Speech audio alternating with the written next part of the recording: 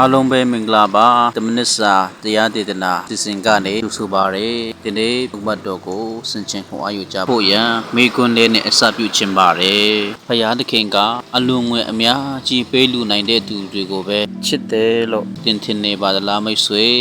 နှလုံးသားကိုကြည်တော်ဖရာဆိုတဲ့ခေါင်းစဉ်လေးနဲ့ခွန်အားပေးသွားခြင်းပါတယ်ရှင်လုကာခရစ်ဝင်ကျမ်းအခန်းကြီး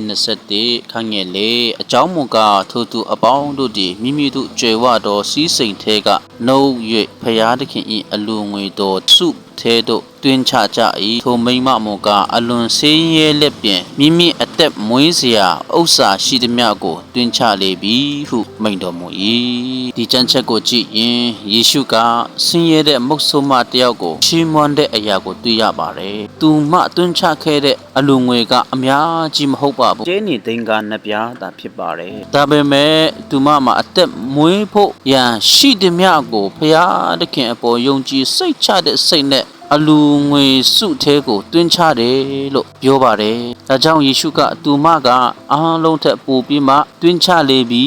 လို့မိန့်တော်မူခဲ့တာဖြစ်ပါတယ်။ဖခင်ကငွေပမာဏကိုနေဒီများတွေကိုကြည့်တဲ့ဖခင်မဟုတ်ပါဘူး။အဓိကအားဖြင့်ကျွန်တော်တို့ရဲ့နှလုံးသားနဲ့ယုံကြည်ခြင်းကိုကြည့်တဲ့ဖခင်ဖြစ်တယ်။ဒါကြောင့်ကျွန်တော်တို့ရဲ့အပေးကမ်းလူဒန်းတဲ့အရာတိုင်းမှာချစ်ချင်းနဲ့ယုံကြည်ခြင်းနဲ့ပေးကမ်းကြဖို့ရဖြစ်ပါတယ်။ကိုပါဝင်ခြင်းမှာအကူအညီလိုအပ်နေတဲ့သူတယောက်ကိုသိရင်ကိုညီပါ